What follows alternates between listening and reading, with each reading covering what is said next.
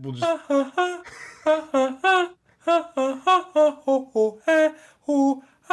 Welcome to the Weasel. Welcome to the Weasel. Whip out your dicks and shove them in your ass. Welcome to the Weasel with Mike and Jonah. They rent a shitty van and they go out and they have like all this recording equipment and cameras and everything, shoot it like a proper documentary, and they go out to this illegal bush doof and they're just talking to people that are absolutely off their tits, fucking on all sorts of different types of drugs and alcohol, and just fucking a couple got married at this bush doof. They met each other in a hot spring like 3 months earlier, and they do like this crazy. There's a guy that's like qualified to, he's a celebrant or whatever, and he does it's interesting. Anyway, the bush doof. The bush doof. Let's call off the wedding. I think we need to do a bush doof. I think Miken's more suited for the bush doof than he is to be a regular officiant through the Universal Church of Life. I don't know, dude. When I was talking to Janie and Julie, Julie asked me if it was something I would do as a job. And, dude, I would fucking do it as a job, man. For sure. That'd be fun, She dude. loved you. You made a really great impression. She was like, I feel so good about this. So, Good with moms, dog. Dude, I am good with moms, bro. Dude, I get everybody's moms on my side. Yeah, they fucks their daughters. Oh my god, at the wedding. That was me too, dude. Growing up, moms love me growing up. And I was like, all part of my plan. Yeah, the all master part plan. of my plan. When I was a teenager, my mom would always ask, like, because I was the bad kid. My mom knew that I was the bad kid, and whenever she talked to my friends' moms, dude. They were like, "Oh, Torrance so nice. We think that like he's such a good example to our kids, and like they're always going out and doing things. You don't even see him all day. They just come back and all smiles. It's just great." My mom's like, "What were they getting up to?" "Oh, I don't know." Yeah, well, nobody knew. Mike was just jerking them off underneath the bridge. Yeah, classic, dude. They came back all smiles. Put a smile on my smiles, face. Yeah. For sure. Little arsonists, jerk off, serial thieves. Yeah, it was great. That's right. It turned out So, small. thank you, Maggie, for joining us today. For everybody listening, Maggie is joining us today. It is Jonah's future sister-in-law, current sister. That's right. Sister. They're just sister. That's my sister right there. That's my sister. So, thank you for joining us. Yeah, thanks for having me. Yeah, me and Maggie actually met whenever I was living in Austin, and I probably told the story of how I met Janie before on here, and I can't tell it without the story of how I met Maggie. Just because literally Maggie was my neighbor in just that lived like across the way from me and Brianna in Austin, and then like we met, and I think I was actually closer with your ex at the time. And I don't think I was there very much. Yeah. You were like in the middle of finishing your degree and like working, and then you weren't drinking because you were trying to clear up your skin at the time. Yeah, I'm glowing now and drinking. Yeah, look at that. How about that? But I remember the first day I met you. Do tell. I don't think I ever recall the first time we met. Yeah, you were like down by the pool, and I think Jill had met you first, our other roommate. So my girlfriend at the time and I were living with like her friend from college, and she met you, and she's like, "Yeah, there's like this like frat boy down by the pool." Yeah. I was trying to fuck Jill. In case you're wondering. Yeah. Yeah. Why not? She's hot. Why not? Yeah. I mean, I was just like, oh, hot I'm chick. like, me too. Hot chick by the pool. Don't mind if I do. Yeah, Jill was always down there tanning. And so I remember I was with my girlfriend at the time, and we met Jonah. He's like, yeah, bro, he had like half a man bun, like trying to get it to fully grow out. And we got back to the apartment, and she's like, so he was like pretty douchey. Was he? I didn't notice. Yeah, he probably But no, was. but then you like started kind of coming around more. This makes more sense about the Jill part because I'd come home from class and you'd be like out on the patio with Jill. Well, and then I think shortly afterward, I found out that she had a man's, and I was like, oh, okay, frenzies it is. Yeah, yeah. But like I was still like that was my in, I guess. That was like why I started. Let's be real, like. Yeah. You don't want to be friends with me. No. And then I was like, all right, hot chick boyfriend, lesbians. Sure, they seem like a good time, but it doesn't look like I'm fucking anybody here. Yeah, but no, the more I got to know you, I mean, it's easy to get to know you. Because you're easy, you know. He starts coming over having like philosophical conversations. I could get into that. And then, we became friends. Yeah, and then from there, she pretty much immediately was like, "Hey, you have to fuck my sister." I was like, "This guy's perfect." Yeah. You're like, "My sister's fucking some real losers right now, and you could be the next one." It was time for me to clean house. Well, she's never fucked a loser from Florida different before. State. Yeah. Get some diversity. Yeah, the Florida man. People say Florida man is like an insult, but like there's a little pride I hear whenever someone's like, "Oh, Florida, that crazy ass state." Yeah. I'm like, yeah, we know how to party. Well, wasn't there an actual Florida man though, like an actual dude that was like doing crazy shit? Like, no, there's lots of them. I mean, maybe, but I think the term stems from just a man, like the headline of like man from Florida does eat somebody's face. Yeah, like the sheer volume of headlines that you get, especially like mid 2000s to now, would just be Florida man on bath salts eats 2 people's face. Florida man. I was gonna say bath salts was like only in Florida. Synonymous with Florida. Yeah, like we're like, why is bath salts not a thing the rest of the country? Nobody's that Can't dumb. get enough of that shit. Nobody's that stupid to snort bath salts. I'm not bored out in the swamp. I think it actually has something to do with the sun, because it's the same here. Like Queensland is the Florida of Australia, and Cairns is the Florida of Queensland, and people there are just fucked, and it really is like. Kansas is where we initially visited, where he actually met his now wife and stuff, when we were living in Okie. Oh wait, Kansas. Cairns. That's Cairns. Okay. Yeah, Cairns. Kansas, interesting. It's spelled Cairns, but you got to say it like you're gargling on drought. Cairns. Drought? Yeah, gargling on drought. They got a lot of droughts here. It's either drought or flooding, dude. There's not really an the in lack. between. Like, you're gargling on the lack of fluid. Is that? Yeah. So your throat's dry. Yeah. Yeah. Damn, we're already getting off track. All right. Yeah, I was trying to introduce Maggie. So,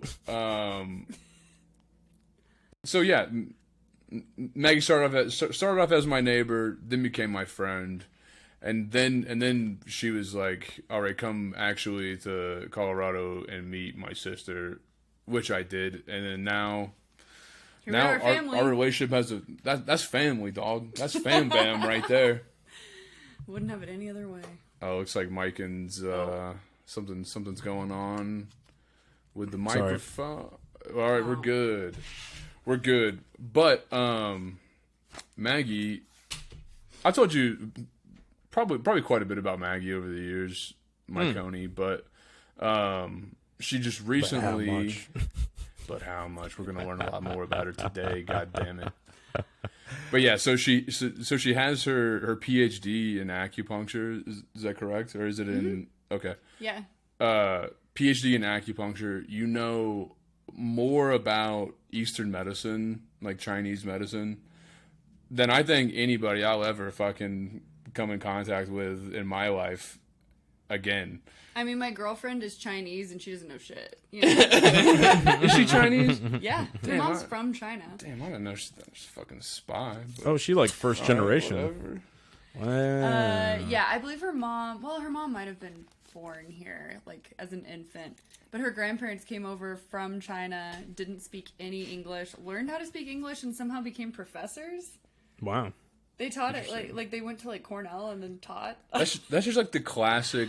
That's like the classic American dream that if that was if you didn't include race right there, Yeah. you just said immigrant comes in, learns how to be.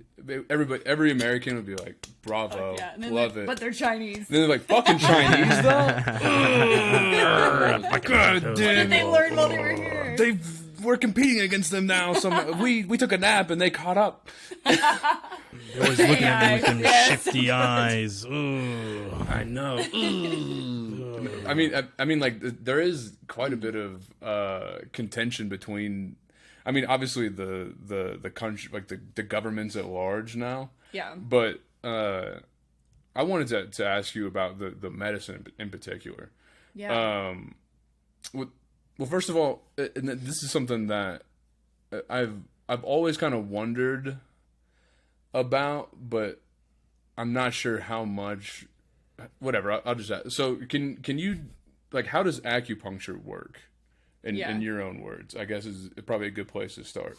Yeah, so it works on different systems in the body. So it brings in more blood flow to areas. So that's why it works for pain. It works on the nervous system. So it forces your body out of that fight or flight state and into a rest and digest. It's your parasympathetic nervous system. And a lot of these studies that look at acupuncture don't actually know why it works, like how it's working, but we can see in blood markers that, like, hey, your cortisol is going down, your stress hormones are decreasing, these endorphins and your dopamine is being released. And so it's interesting because it's been around for 3,000 years, and it's like now we have all this clinical research to back it up, but it's like, how the fuck did they figure this out? Like, I'm going to poke you here, and this is going to help your elbow.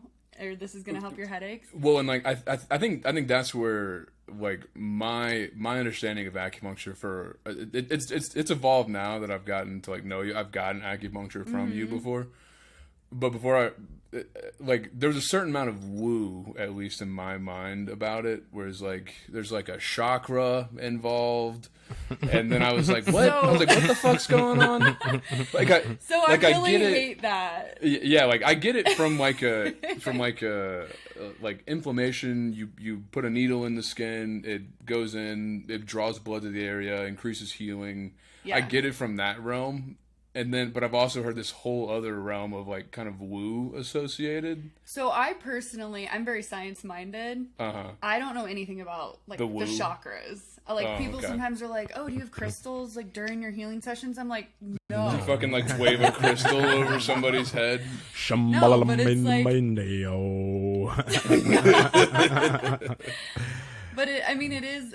For me, I think acupuncture is a really like artistic and creative medicine because you can come up with these point prescriptions depending on what someone has going on, and it can be different. Like I probably treat really differently like from another acupuncturist, or if somebody comes in and they've got migraines, like I've got my set points. Like I approach that from a place of hormone balancing, pain, like nutrition, and somebody else may use totally different acupuncture points on that.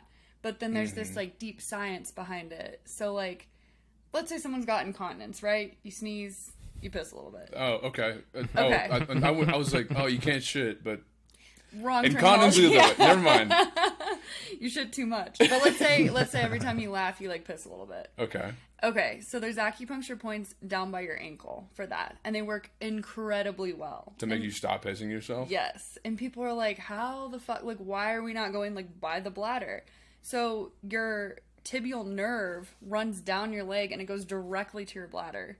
So when you're needling into that, it's actually like toning that nerve so that every time you laugh or sneeze, you're not going to piss yourself. But it's down by your ankle. And so now we have this kind of science to back it up. And we know that it's fascial planes, it's nerve endings. Yeah. It's like a deep science. And then there's this kind of the creative aspect to it. So did they know why putting the pressure on that particular nerve in that particular spot actually affects the bladder like that, though? Is it like an absolute understanding of why that needling of the nerve will stop that particular issue, or is it more just we know it works because it's been shown to work and this is the evidence for it, so it does? Exactly. That's what it is. Okay, like, wow. Like it does, like you can't like really.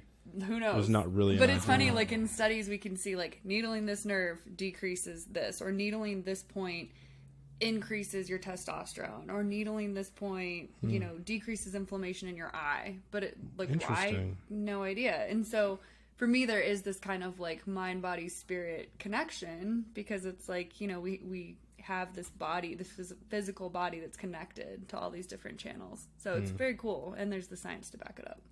So then like whenever someone like, I feel like a lot of people probably have a poor understanding of what acupuncture is then, or in like how it works. Because like even me, like I know you, like we spent a lot of time together. I've gotten acupuncture before, but I'm like, I get it from like put a needle in, so does something. But I'm still like, what's the other elements here? But I think it ultimately goes back to just the fact that, especially in America or like the West, we don't we didn't come up with the understanding of how like Eastern medicine works. And how it's been working for a fucking long ass time. I know. And we're like, if it's not a pill, that's fucking bullshit. If it doesn't end in some kind of weird way you can't pronounce, like it's fucking, no, that ain't it. I know. I had a lady come in last week. She's like, I don't really believe in all of this. And I was like, okay, Why like, why are you here? But she's like, I've heard this like maybe works. Like I've got some ringing in my ears, but she's like, I don't like subscribe to this. And I was like, thank you for telling me, insulting 9 years of schooling, but like, I got you. And halfway through the treatment, I come back into the room and she's like, my ears aren't ringing. And I was like, yeah, I did the points for tinnitus for you. And she's like, why? Why? Like, I don't know, does it matter? I've been taking pills. Mikan actually has really bad I tinnitus. have it sometimes. Like occasionally I'll get a thing, but you told me your shit's ringing constantly, no? Yeah, always. I can hear it right now with the headphones on. So have you tried acupuncture? Have you tried stabbing yourself in the head? I haven't tried acupuncture. I've noticed it's gone down a little bit just from being consistent with meditating. So like maybe it's not so much I can't hear it as loud, but it's more I've kind of learned to tune it out myself without having to have background noise. The problem is that I work in environments that have lots of background noise, so it's just it gets worse every day. Well, and meditating's interesting, you know, because you're toning that vagal nerve. So your vagus nerve is what actually controls bringing you out of fight or flight and into the rest and digest state. So like acupuncture, meditation is increasing your capacity for stress, and that ringing in your ear can be a stressor. You know, it's like your body's reaction to something else. So by kind of chilling that out and creating more grounding with it, you know, it makes sense that meditation would help with that. that's interesting. I guess I never thought of it like that. And that kind of actually brings me to a question I had was a lot of the terminology that like you've used so far, like the grounding and stuff, that is terminology that's used by a lot of the woo side of that kind of medicine and stuff. And it's interesting because like Jonah mentioned the chakras, and I've always looked at like the chakra chart as less of like a literal like this is your chakra and this is where it is, and more of a roadmap, I guess you could say, to the different points. Because like if you look at how the nervous system is set up and then you put that overlay it on a chakra chart, you can see the different the different not nerve clumps, but like collection of nerves in the system, right? Because like each one of those points on the chakra map is like a cluster where they do a lot of the acupuncture up and down the spine, isn't it? Kind of. I mean, like I said, like my education didn't have chakras in it, so I don't know a ton about it, but I know that like your root chakra, your pelvic floor, that's the base of your central nervous system. And so a lot of people walk around with that really tight, you know, especially a lot of women. Like we're told to do Kegels, we're told to keep our stomachs flat, like suck it all in. And that's the equivalent of if you're like lifting a weight with your bicep over and over and over again all day, and that muscle gets really weak and fatigued. So when you can actually like loosen that root chakra, that actually gets you out of that tightened nervous system response. And so like by grounding your root chakra, you're actually calming your body down. So that's kind of like what that's based in. Interesting. So no fucking chakras. I don't know. I wish I I don't knew think more about Chinese medicine knows either.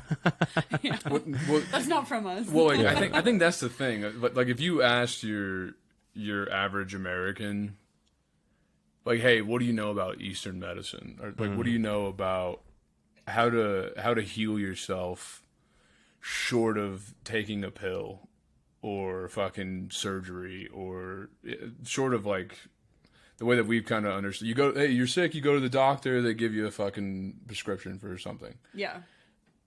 And like it's a lot different as far as what I understand. Yeah, it's like a lot of it's more like preventative and like, hey, here's an herb that helps with this kind of thing. So it's more like root cause healing. So a lot of pharmaceuticals, that's slapping a band-aid on whatever's going on, right? Like You treat a symptom Yeah. so you your have a body can symptom, catch up. We're Yeah. just gonna like give you a pharmaceutical that has a chemical reaction, just treats that symptom that you're having. But it's kind of like, why? And so if you can keep asking why until you run out of the question why, like, why do I have hypothyroid? Okay, like, why are my hormones out of whack? Like, why is my stress level so high that it caused my hormones to kind of get out of balance? Like, that's what we're treating. So we're treating these patterns in the body that's addressing, like, your hormones, your stress level, your sleep, because all that is why you're having the symptom. So for me, that's better, because people are only coming in like to address the actual root cause versus like just giving them something that, like, okay, if I stop taking this medication, my symptom's going to come back. Do you see a lot of pushback from like what would you call it? I don't know, not modern Middle-aged science, housewives? No, not like, I mean like in profession. No, they're probably like totally on board. No, I mean like from medical professionals and stuff like that, like your like your peers, do you find a lot of pushback against like Western medicine versus Eastern medicine in like the It kinda professional depends. space? I think a lot of it has to do with the research around it. So a lot of MDs are like, we're not going to subscribe to this unless we can see studies, we can see why this works. And so especially for fertility specifically, there's so much information on how acupuncture can increase your chances of conceiving after like IVF. A bomb went off. Fuck, sorry, dude. This 2-liter just like uncrankled. Oh God. So, Sorry, you were saying? my nervous system. I know. See how calm I am? That's from all the acupuncture I did in your sledge. Fuck, my pussy's tight. Shit. I'm stressed. My pelvic floor. Oh, Let your pussy breathe. Let your pussy. Come on. So, I actually get a lot of referrals from like fertility doctors that are sending me their IVF patients, because that makes them look better, right? Like if the IVF's successful, they create a successful pregnancy out of it. That's good for everybody. So I get a ton of referrals for IVF, but as far as like migraines or I don't know, like other issues that maybe don't have as much research behind it, I think there's a little bit of pushback or maybe just resistance to the idea of it. MDs are coming around though, for sure, because they're recognizing like, okay, we have to treat this from both angles. Yeah. Oh, sorry. Go ahead. No, you go on. I was just going to ask, have you thought about doing anything like heading a study or being a part of like a larger collection of the data as well to kind of help push it along, or is it something that you kind of? I mean, it takes a long time. It takes a lot of funding. I just started a business, so it's not really in my wheelhouse right now. But during my doctoral program, I mean, that's what it was. It was reading a ton of research, writing up studies, writing up prospective studies. I think that's really important. But there's also a part of me that feels like, why am I justifying this medicine that's been around for 3,000 years? We know it works. If I'm playing into this system that needs the research behind it, that's almost taking away from the creativity and like the artistry of this medicine that has existed for much longer. I think there legitimately is something that people were like, is it not big pharma? Like, does it not come from Pfizer or fucking Johnson and Johnson? Then it doesn't work. Like, that ain't shit. Well, and they're funding a lot of the studies, right? So a lot of the studies you read, it's like you scroll down, it's like, oh, Pfizer put this on. You're like, okay, well, Okay. I think we have a little bit of a bias. So. Yeah. Well, and I think there really is, like, because all of a sudden there's become like a I don't even know if it's like a culture or government or like whatever war on the ideology of like China and the Chinese people. Mm-hmm. Like see wellness and medicine as one way and we're the other one, and like that's their way. Look, that's stupid. Yeah, like there is, I feel it, you know. Like I feel like there's people that are like anything that comes from that communist country is dog shit, even though it has been around for so fucking long and has really helped so many people. We're lucky that the Japanese do it too. Yeah. Yeah, I fucking hate the Japanese, but don't get me started. No, I mean, I feel like, yes, but there's also this general distrust of Big Pharma that's been bred, especially in the last several years, where it's like, who has our best interests at heart? And this is a system that profits off us being sick. Yeah. Not Correct. so sick that we're dying, but sick enough that we need pharmaceuticals. Keep you in the mill. Totally. Yeah. And so I think that like a lot of the treatments that we get from Western medicine are designed even subconsciously from these doctors who are maybe getting paid to push pharmaceuticals, or they're brought up in a system that's designed to keep people kind of in the middle, where they're on maybe like 3 different pharmaceuticals. If they come off of them, they're going to get really fucking sick, but they're not going to die.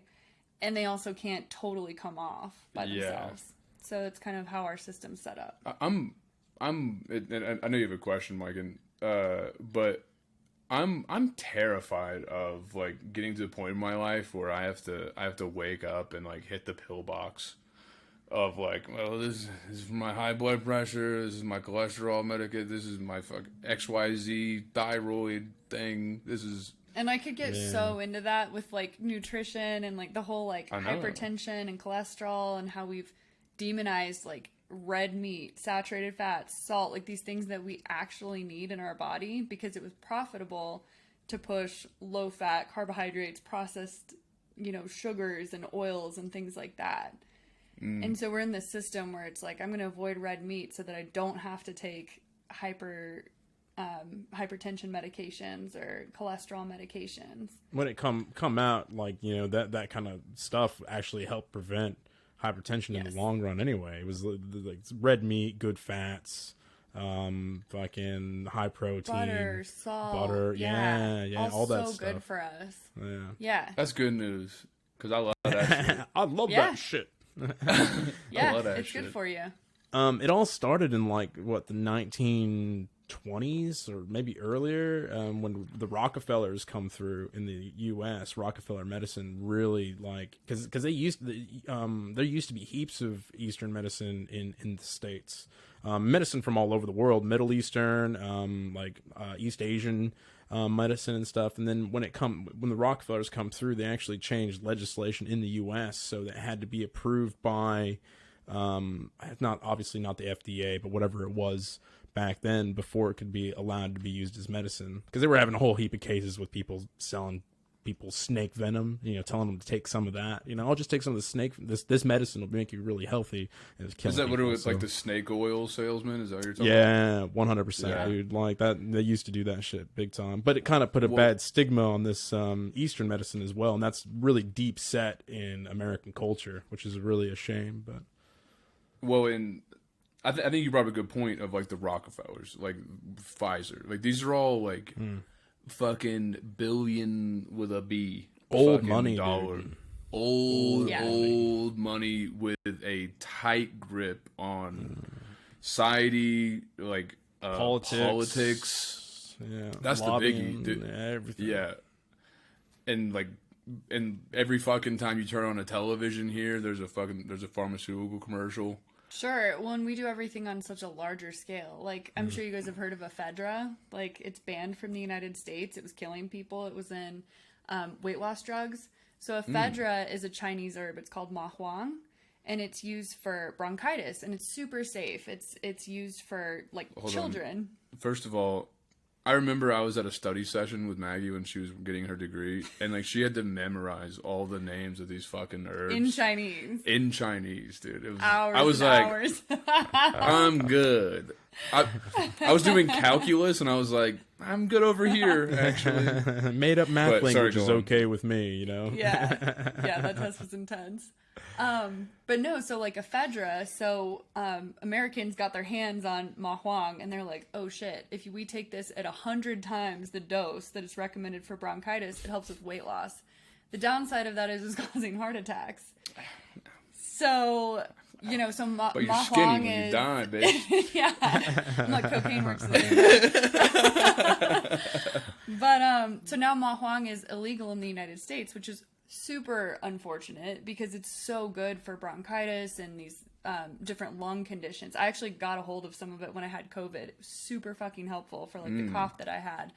But it was like, you know, 10 grams versus like, you know, 150 that was like in some of these weight loss drugs. So I think Americans get their hands on things and they monetize it Right, yeah. and they blow it up and Money. they're like, nobody gives a fuck about lung health. Let's make this a weight loss drug. Oh shit, people are dying from heart attacks. I bet even if you told them that, you told them, hey, Yeah. there's a chance this hurts your heart, Yeah, like high risk, high reward. but do you want to not hate yourself when you look in the mirror? Yeah. Yeah, so it's like that's monetized. Like all of it comes down to like, you know, where the funding's coming from and what people care about. I think that's so interesting, but and you kind of touched on this already as far as like there is a meld that's on the horizon or maybe already occurring as far as like this doesn't have to be a fucking us versus them kind of thing. Like you can do both. You can fucking take your Mach 1 and feel skinny about yourself and also like get your surgery and take your fucking hydrocodone when you're in a fuckload of pain or something, you know? Yeah, and that's like I have to meet people where they're at because I hear that and I'm like, oh my god, like you should not be taking hydrocodone, right? Like nobody should be like doing steroids. Unless you're trying to have a good time. But I think there is this push kind of to the other side. Like Western medicine has let us down. I originally wanted to go to med school. I worked in a hospital for 2 years and was like, fuck no. Like these people are on 9 different pharmaceuticals. This is emergency medicine. It's not long care medicine. It's not sustainable. And so I think a lot of people are realizing that. They're like, oh my God, I'm on 3 different medications and I'm taking something that helps with the side effects. I'm taking something for the constipation from this medication and the anxiety that I get from this medication. And they're recognizing that like our bodies are meant to heal. If we're given the tools, we can heal. Our cells can heal. We can get rid of things. We have detox. We've got drainage pathways. Our cells regenerate. But if you're just slapping a Band-Aid on these things, it inhibits those processes. So, and a lot of the chemicals that they use to bond the chemicals together to make the medicines are also what cause a lot of the side effects, right? A lot of the bonding agents and stuff that they're putting into the medicines themselves are just as dangerous as ODing on the medicine itself. You know, I've got a buddy who, oh, sorry. Yeah, go ahead. Oh, go ahead. I was just gonna say I've got a buddy whose mom, she was on this one pill for a side effect of a side effect of a, you know the story, but she was taking so much that the chalk in the actual medicines themselves were eating through her stomach lining, and she almost died from internal bleeding that way before they caught on to it. Like that's wild stuff, and that's all stuff that's prescribed by a doctor who went to school for 12 plus years, you know, and for what, you know. It's weird. It's weird and bizarre and sad and It's awful. I think too, touching back what you said about like people are losing trust in the standard go to the doctor, take a pill system, and I think a lot of it of late had to do with the COVID's like situation. Totally, yeah. And like the vaccine and like how heavy pharma and the government were pushing it, and then hey, it didn't really do what we said it was going to do. Not that effective. And by the way, there's side effects. And we never did any long-term studies because there was not enough time to do a fucking 10-year study. Yeah. And now people are like, what the fuck did you put in me? Well, just last week, the World Health Organization released a statement that children and teenagers probably shouldn't get the vaccine because they're a healthy population. They don't need it. That's good. And I have actually multiple patients that are in their teens that have had the pericarditis, like inflammation of their heart tissue from the vaccine. And I'm like, Yeah, no shit. Healthy kids can fight off viruses. Like, COVID has acted like a normal virus. It's mutated, it's adjusted to humanity, you know. It just acted like throughout time how viruses have acted. Just really fast. Oddly Yeah. fast. Almost Yep. manufacturedly so fast. Like, Some would say well-funded. Well-fundedly fast. I made it in my office. She did it! Her and her Chinese connections. It's where she got the Maodong. I don't know. That's actually Ma really Wang and interesting. Ma Wang. That's really interesting you say that, because like that would be something that I could see being used as putting people off Chinese medicine, Eastern medicine. Is that, oh, look, they made this virus, so maybe you shouldn't, you know, poke needles into your skin to take care of your problems. Just take these pills, man. Nice pills. I don't know, dude. I think your average American at this point is like, yeah, that one was probably on us. Yeah. Mr. Fauci, I think, funded that one pretty conclusively at this point, where people are like, "Oh yeah, all right." That dude funded a lot of things, a lot of dodgy things. Well, and I don't think people are walking into my office and I walk out and they're like, "Oh shit, you're working for the Chinese." I think they're like, "Oh, this is like." I don't think people directly associate acupuncture and this medicine that's treating root cause with like COVID and like the lab that it got released from, which thank God, because I'd be out of business. Yeah. No, business is good, eh? Yeah, things have been great. I don't know. I don't think there's that direct correlation. How do you? I mean, because you do have all this knowledge about, you know, these thousands of years of supplements and herbal remedies for things, and you have the acupuncture lane as well. Do you get much into you're coming to me for acupuncture, but hey, let's talk about you should be taking this to prevent this, or do you get into like, hey, what else are you on as far as their list of fucking pharmaceuticals? Yes. And you're like, if you listen, which I know is a big if, and me and the, you know, the person at the fucking underfunded hospital that you're going to are probably going to disagree on some things. Yeah. But like, we can get you off of fucking 9 of these 11 fucking medicines you're on. Do you have that conversation a lot, or do you kind of shy away from it? I mean, I think there's 2 types of people that come to me. There's the people that are holistic and don't want to be on pharmaceuticals, and so they come to me because they're like, this is kind of the answer to my problems, which is great. I don't have to do anything.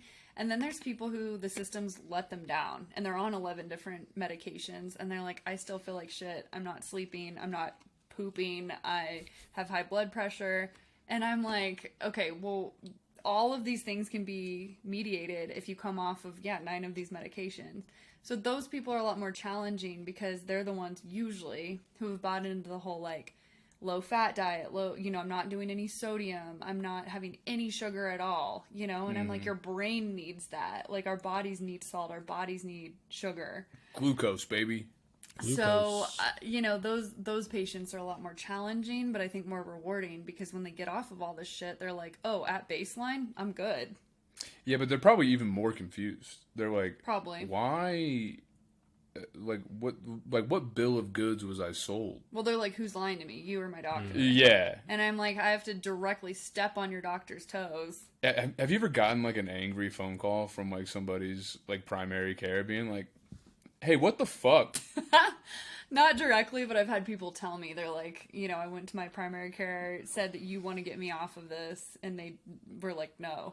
They're like, don't listen to that witch doctor. I went to school just as long as they did. Like, people don't get that. They're like, oh, did you do like a 6-month program? I was like, no, I was in school for 9 years. Like, I'm like very qualified to get you off of your antidepressant. Yeah. I think there is just like, if it doesn't say fucking MD by someone's name, they're like, oh, okay, and then you don't know what you're talking about as far as like what is good for me. Which is part of the reason, I mean, acupuncturists can practice with a master's degree. I went through a whole doctoral program because part of me did want to understand like how the research aspect of it worked, but the other part of me was like, I want that title because people trust that more, and that's more of a buy-in from people that maybe are hesitant to come over to this side. Yeah, that's a good point. That's a good point. Sorry. We're pelting you with questions. You can't even drink your fine. wine fast Give enough. me a second. Let's see what else I had as far as on that. Is this too sciencey, or people are gonna No. be like, "This is the most boring No. episode of the Weasel"? Nah, fuck them. I mean, they're not going to know what the that. fuck you're talking about, but they'll listen. I'll listen 5 minutes in and be like, No. Honestly, I really do think that's an important message, because I think if people don't know it or not, like there's a sense that you're being lied to. The COVID thing exacerbated it, but you're like, why is my fucking like heartburn medication on during the Super Bowl? And heartburn medication, that's a big one. I pulled that out of my ass. Like, No, that's a big one. Everybody's on heartburn medication, and that shit depletes your mineral stores. You can't absorb B vitamins when you don't have stomach acid. Like, we need stomach acid. So when you're on all these medications that decrease it, you can't digest meat the same way. You can't break down red meat if you don't have stomach acid. So it perpetuates this cycle of like... Well, I'm also like, there's so many compounding variables when you're on XXX pill. Yeah. Like, how the fuck can anybody keep... If someone's on 9 different medications, how the fuck can you pull out a variable to be able to tell what's actually affecting... It's why, like, when you start pulling people off of these things and they're like, oh, I didn't die, you know? I didn't, like, I'm okay without, you know, my hypertension medication or my, you know, whatever medication they're on. They're like, oh, maybe I didn't actually need that. Maybe I needed to adjust my diet or adjust my lifestyle or stress. Everybody's so stressed out. Cortisol is Stress is a biggie, baby. Problem. Yeah. Yeah. So, it's interesting. Yeah, I guess as far as like, if there was one thing that you think people get wrong when they think about acupuncture or like Eastern medicine or anything about the way that you've learned things, what would it be? The number one thing people get wrong? Probably that they think that it is woo-woo, that it's grouped into the same category as like crystals and chakras, and I'm not here to shit on any of that because that's also based in another type of like ancient healing. But I think people sometimes write it off as just like, oh, you're gonna stick these little hair thin needles in me and like something's gonna happen to my soul. And it's like, no, we have the receipts now. Yeah. Like, I can help you. And it's not just because like it's a placebo effect, and placebo effect's strong too, you know, when people believe that something can happen, it can. But yeah, I think people get wrong that it's just something that's like woo woo out there. If I'm meditating and I'm doing chanting and singing bowls, that's the same thing as if I go get acupuncture.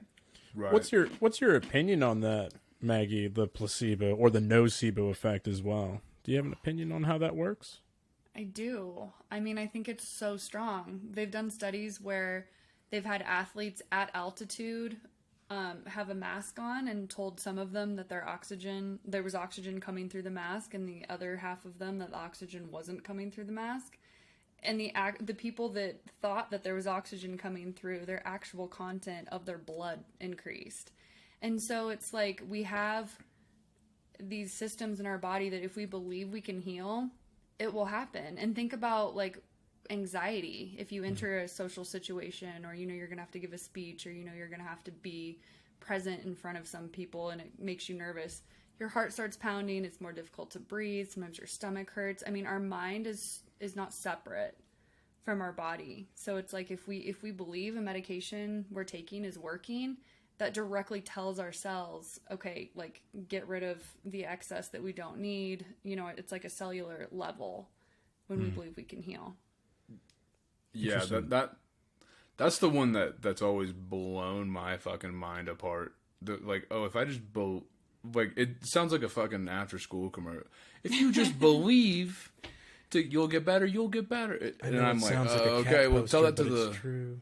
I know, like tell that to the cancer raging its way through my body. Right. But like the placebo effect is so potent and proven. Yeah. I'm like that's about as woo as you can fucking get, and it's happening. Yeah, and when people like question that, you can go back and think when you're in different situations in your life, your body reacts differently. like with stress or no stress, or if you believe you're taking a medication that's going to make you nauseous, like that's a side effect, you'll get nauseous.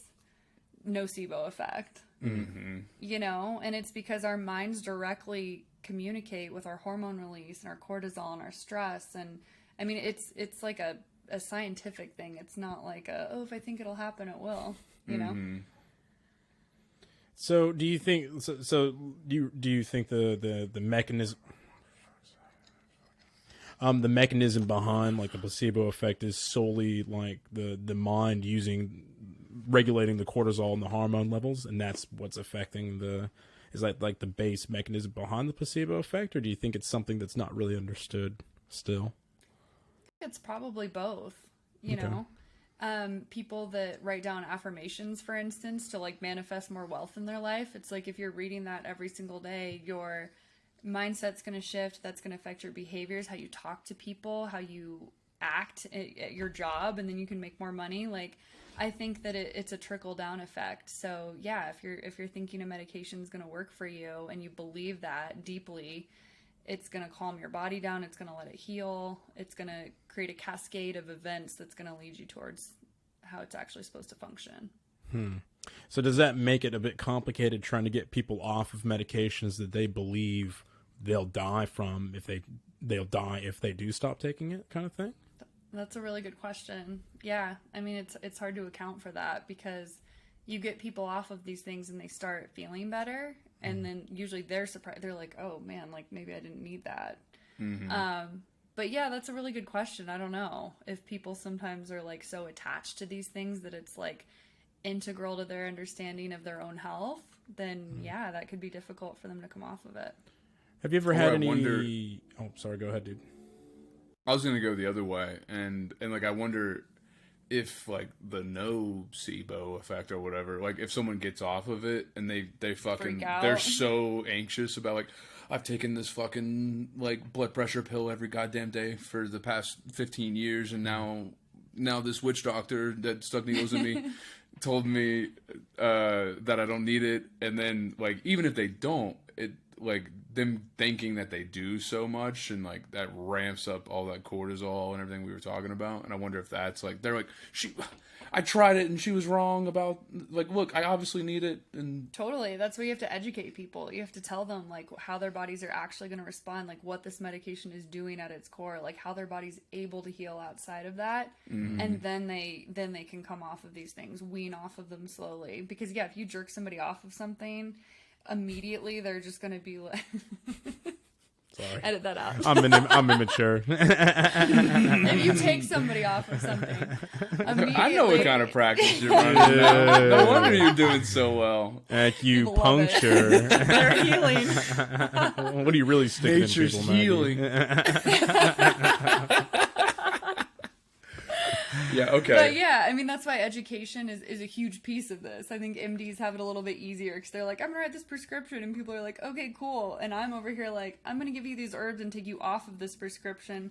Let me write you a 10-page email on like why this is going to work for you and like the reason behind it. And then you got to expect them to read 10 pages of information as well. No. Yeah, I mean, it's an uphill battle. It's constant education. No, I think that this was like one of the reasons why I wanted to ask you on too, is because I think that I've never understood it super well, but I mean, obviously the way you just explained it, I was like, fuck, that sounds pretty good. I mean, we have an audience of like 25 on a good day. So, you guys listen to this? Come see me. But I'm like more people need to hear that shit. Yeah. As far as like this. If you don't know it or not, the system's kind of broken.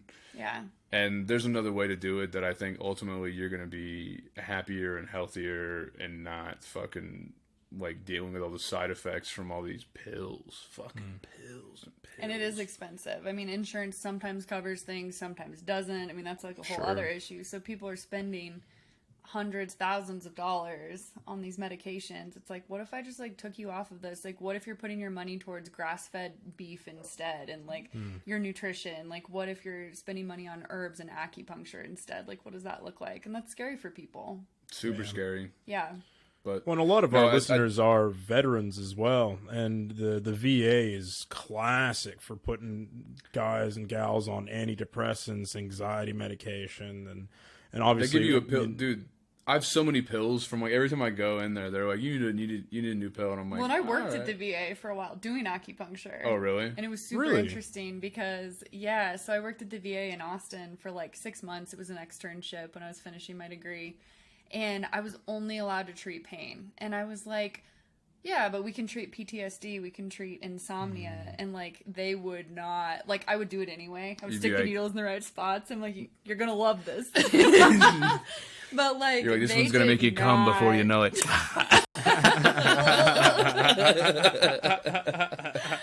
But they You'll were be not back. about it. You'll be back. No, that's funny. So yeah. in my notes, I'd have to say, yeah, treated knee pain, but I'd be doing points for anxiety and PTSD and insomnia, and they'd come back week after week. And they're like, damn, like I'm sleeping better, I feel better, I can like handle my emotions more, and that's helping with the pain. But I was not allowed to put that in my notes at the VA. Which is No. Damn. No, you get in a lot of That's trouble as interesting well, especially if somebody fuck. like reported you or something like that. which- totally. yeah, Could ruin it's my career, you know. obviously it's past the point of what is it that called the Statue of. statute of limitations. That's well in the past. I so think that's who knows only how it for is. fucking minors, but no. Statute of limitations is in everything. Yeah, there's a statute of oh, limitations. why do you only hear it? We only care about the kid kids. fucking. We only care about kids, dude. Nobody gives Yeah, a you're shit right. about Adults, adults fuck that 'em. break the law, dude. Fuck them. Yeah, you're right. Wait, am I allowed to go to the bathroom? To, like, No. No, I also have to pee. I have to pee really fast. Yeah, we'll do a pause, and then Okay. I have a bunch of other fucking questions for you. All right, cool. I guess it'll just work out that like the other questions I'll ask you are like more personal, so that'll be on the Brorch anyway, behind Yeah. a paywall. Nice. So they bitches I gotta can- pay. I can. Yeah, my nutsack's on the Brorch. Nice. So. Love it. That's Yeah. what people were paying for. Yeah, I did a whenever I had COVID, but like before I knew it, we did a podcast, and I was just like, fucking Oh yeah, when you left my house. yeah. After I gave you COVID, I came here, did a podcast, and then I felt so fucking shitty Yeah. that I literally did the Brorch from the bathtub. I just like set it That's up. what Jamie said. And then I did the Brorch from the bathtub, but I was like using my nutsack to like make different shapes. Yeah, The puppetry of the penis. yeah, the puppetry of the ball sack, baby. I love that. Kind of. So, It was yeah. good. It was good. Yeah. Great. That's What do you people know pay about for. ball sacks? Like not much. A little bit. Hold on, there is, and I know this always comes up, and I always ask you to do this point on me, but you never have. But there is a point on your gooch Yeah. that helps with something in acupuncture. Yeah. So she can shove a needle into your fucking gooch, dude, and it's gonna help you. Release your pelvic floor. What does that do?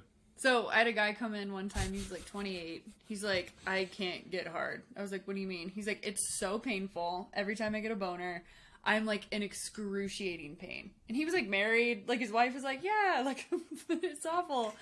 And so I'm asking some questions. I'm like, okay, have you had an injury? Like, did you pull a muscle? Like, how long this has been going on? He's like, kind of like skirting around like the whole issue. I'm like, just tell me like what happened. You're like, bro, what the fuck's going on? Yeah. man? He's like, all right, I'm a cam model. I've been masturbating 8 hours a day.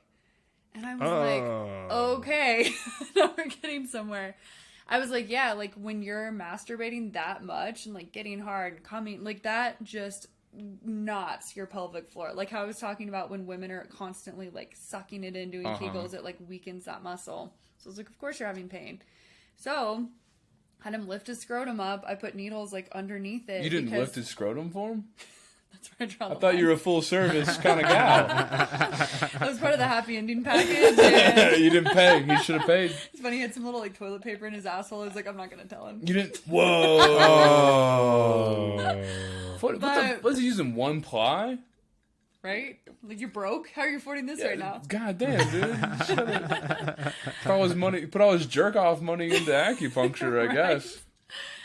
So that tendon that comes all the way down, like in your gooch, like leads up to the whole pelvic bowl. So by putting needles in there, it released like all that muscle tension. Hold on, how do you not like put a needle through the base of his dick?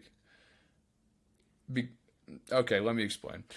We'll have a little anatomy lesson. Yeah, I've felt myself up a time or two, and whenever I've done that, I realize that there's actually like a good length of my dick that's internal, and then runs past my ball sack into my gooch, and then I don't know, fucking skirts into my body somewhere. So is it past the dick, the internal dick, or? I don't know. I mean, I'm all that fascia's connected, so I'm like, that's probably part of your dick. But like, it works the same way as like when we treat your shoulder pain. Like, you stick the needles in, the muscle kind of grabs onto it, and pull the needles out, it releases. Same thing. You put needles in that tendon, pull them out, and it releases your pelvic bowl. So he had zero pain afterwards. Like, literally one session. It was one of those like very rare times where it was like a one and done, needled his gooch. He could get hard without pain. It was great. And how did you explain to? I mean, I guess at some point he was like, I figured this was probably going to happen, but like, how did you're like, hey, I can help you, but. That conversation is always so hard with women too, because I treat a lot of women with like pelvic floor dysfunction. I'm like, listen, there's points all over your body I can do. We can hit points by your ankle, whatever. But the point that you need is gonna be in between your vagina and your asshole. Draws down. And most people are like, I'll do whatever it takes to feel better. They try, I'm a doctor. It's not like they're just like in like a back alley and I'm like, let me stick this needle in your gooch. But even most MDs are like, hey, time for your prostate exam, and they already know what that means. Yeah. If they're coming into acupuncture and they're like, sometimes my vagina's tight or like tense, and you're like, hey, I got the solution for you. Well, like Janie was having really bad cramps in through there, so I put a needle. My dick's too big. You know what it was from. Yeah, that's what it was. It's all that dick that's up inside behind your ball sack, dude. Just too much. The extra length. That's where I keep it. And then I fucking push it out. But no, I did a point in between her vagina and her asshole, one under her tailbone, and E-stemmed it. Like, ran in like an electrical cord through it. Yeah, she electrocutes your gooch. Yeah, but it like electrocuted? I don't know. It it releases that whole tendon, that whole pelvic bowl. So, I mean, if you explain that to people, sometimes they're like, I didn't shower before this, let's do it next time. I'm like, fine. But, like, for the most part, when you said they didn't shower?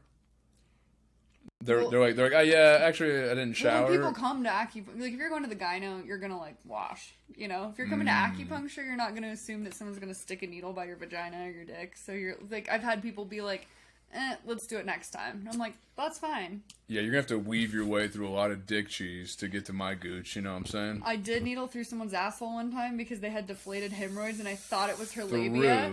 And I went up her asshole because I thought it was the bottom part of her labia. Yeah. Whoa. I have a lot of questions about what this bitch's setup look like. I see a lot of setups. All right. That's the artistic side of it, Jonah. It's all different. That's why we love I see why you got into this. Yeah. Cheers to that. I'll Not drink to for me. that, bro. Cheers. Well, I do have a lot more fucking questions for you. We are at an hour, Mikan. Do you want me to ask another question, or like keep going, or do you want me to just move over to the Brorch? How do you want to play it? Okay, I'll decide. Let's keep going. I'm gonna ask. Yeah. Let's keep going. I'm gonna ask you one more question about something that I think me and Mike have talked about quite a bit, and we're trying to understand and get better at. But you recently told me that you fucking attended seminars on it, and that's meditation itself. It kind of in the same vein as what we're talking about. Mm-hmm. But I think I would consider myself like a super novice in terms of meditation. Yeah. I really only got into it because I was going through a point of like just like anxiety, and I was in my head, and I was dealing with a lot of like intrusive thoughts, and I was like, fuck, okay, how do I get back control of my own mind in a way? And that was how I approached it anyway. But then I found meditation, and I'm like, oh shit, this shit runs deep as far as the benefits that I think it can provide you for mental stability, mental health. You tie in breath work, and I know that has all kinds of fucking applications as far as, I don't know, just overall goodness. It's really flexible, isn't it? Because there's different breathing exercises for different outcomes. Lowering anxiety, increasing blood flow, things like that. So, yeah. And I'm big on breath work. I do breath work more than I meditate. Oh, really? Okay. But, yeah, I wanted to ask you your opinion overall on both of those things. But also, you've been like attending some seminar to learn how to do these things more efficiently. Yeah. It's a skill set. So what it is it's creating resiliency in your nervous system. So it's like every time you sit there for 10 minutes, 15 minutes, whatever, and you're able to just focus on your breathing, it's literally training your body to be able to do that when there's external factors. And acupuncture does that too. It's like every time you're on my table and you're in that rest, digest state, that parasympathetic mode, when shit gets crazy and there's chaos in your work environment, your relationship, whatever, you're able to handle it more effectively. So it's essentially like working out your nervous system, like creating more resiliency, creating more vagal tone from that vagus nerve that will like switch you into that like rest and digest state. So like there's always going to be stressors. Like we're always going to feel fight or flight sometimes, but it's like how quickly can you recover from that? How often are you getting into that when it's just like your boss sends you an email versus like something that you actually need to have that reaction to. So meditation is essentially training your nervous system, and I like breath work because it's really hard for me to just sit and think about my breath or like kind of tone everything out. But like breath work is an actual physical activity where like you're releasing your pelvic floor, you're pushing your diaphragm down, that's pushing lymph movement through your body. It's something we've talked about releasing your pelvic floor more on this episode than I think we've ever discussed on this podcast. Yeah, your pelvic floor is directly related to all of this, and men it's and refreshing, women. is what it is. I wonder what the state of my pelvic floor is. You know, how is my shit tight? I don't know. Probably is. I need you to needle my gooch. That's what I'm. That's all right. That's what the Brorch is. whole I thing. brought some needles. Oh yes, please. That'd be hilarious on camera as well. Thank you. Something I haven't seen. So I've seen his gooch more than I've seen my own gooch. So. It's all good. So, I mean, I think there's a really big benefit to meditation because, like, and breath work or any type of practice that lets you drop into that state, because our world is stressful and we are constantly bombarded with like external factors. So when you can really tune in and like drop into that state and you're able to do it more easily, there's like huge benefit to that. I think it's, and I'm speaking from my own experience as well, but like that's fucking scary, dog. Like we have so much external stimuli going on that you can fill your whole fucking day with it every goddamn day of your fucking life. Yeah. And then never tune into the internal chatter.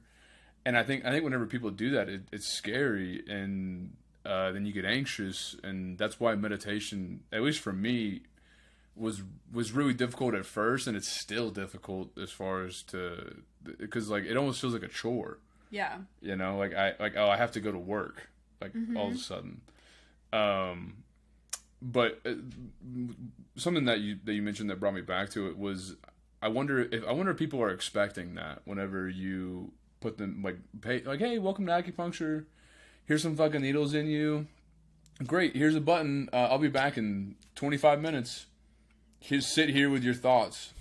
When I tell people, I'm like, you're gonna feel real chill in like 10 minutes. And sometimes people have breakdowns. I mean, I've come back in the room, people are like sobbing. People are like feeling. Like, I'm like, okay. Well, like I wonder, is that like anxiety that they're just like I can't move my hands because I have needles in me, So I can't look at my phone. I can't get any fucking social media stimuli. I have to literally sit here with my thoughts. Yeah, I mean, I think it's a combination of like the needles themselves, like getting you out of that like state and into a space where you can process. I mean, I literally see people all the time just for grief processing or just for anger processing when they're like working through different places in their life. Like I see a lot of people for like sobriety, you know, when they've been like numbing all that shit, pushing it down so far. And then they come to see me for acupuncture and they're just like raw dogging their emotions, you know? Fuck yeah. And they're trying to like maybe stop drinking or doing whatever. And it's a huge emotional release. I mean, I have people sometimes that are crying so hard I have to put like cotton balls in their ears to like hold their tears. And I'm like, okay, I'm going to be back in 30 minutes. Like, let out whatever you need to let out. And that's part of it that's so healing. Jeez. Okay, that's interesting in its own right. But I wanted to ask, can you define the difference between meditation and breath work?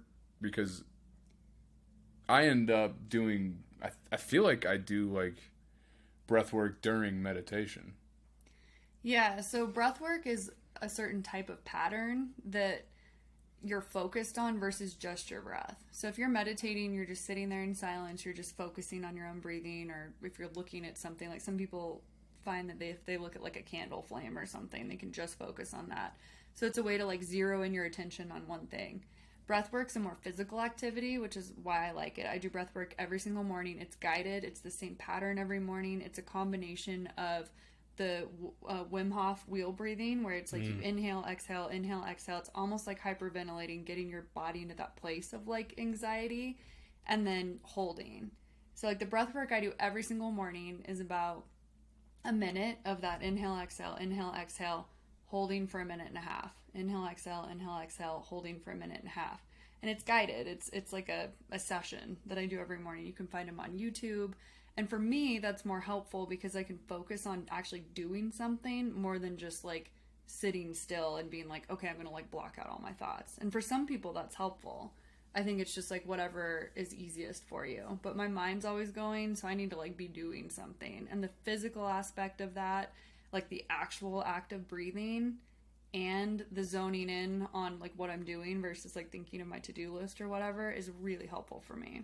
So I think it's whatever you resonate with. Yeah, I think whenever I've done meditation, and I'm sure Maiken does it even a little bit differently, but whenever I've done meditation as a way to block out the rest of the noise in my head or my to-do list or my, you know, fuck, I should have said this at that fucking meeting or whatever, is like I focus on the in and out of my breath. I'm like, in, out. And then every time my thoughts stray away to whatever the fuck else, I recognize it, label it, be like, oh, that was a sexual thought. All right, that's cool.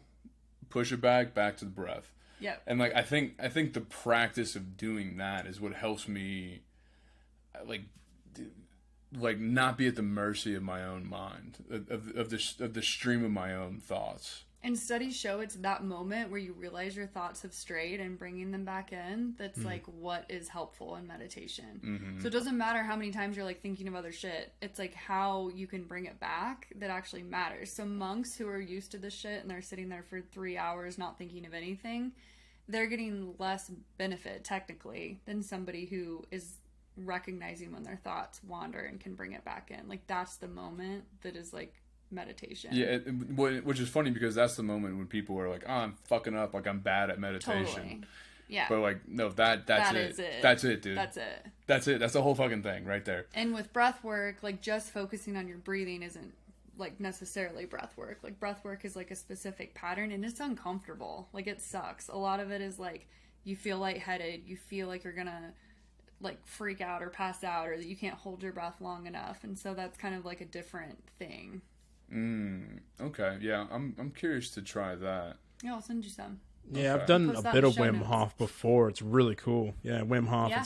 It's really interesting because I know a lot of people that do that so they can get better at what is it, free diving, where Like they cold just exposure yeah the cold exposure stuff. Free diving. Free diving is where they basically they don't have any equipment or anything. They just hold their breath and they just let it out and they dive down these massive Crazy. tubes, deep tubes, and then just back up again. Crazy shit. But I know exactly what you're talking about, Jonah. It's like that, and I heard it put as in a really interesting way. It's like breath work is the focus on the actual pattern of the breathing. Meditation is the focus on that space in between the breaths. So where you're not breathing in, you're not breathing out. It's that moment between each instance. And that's when your mind is perfectly clear, and that's when people usually are their mind is like, off into space or on to the next thing. It's because it is actually like a moment of silence in your mind, and then you guys all know what meditation is, but no. Interesting though. And I always found it helped to visualize, and Jonah had a really awesome visualization that he does when he meditates, where he's floating in a pool, and then that when he does have the thought, after he labels it, he just kind of pushes it away and lets it float down the river. I always thought that really helped me out as well, ever since he told me that. It's fucking awesome visualization. Yeah, it was a bit of like mindfulness mixed into I mean, again, I'm super novice at this kind of shit. I want to get better and more consistent with my own practice. Just because, I mean, I feel like kind of what we were talking about earlier is that like I use it as a way to treat a problem more than like preventative maintenance.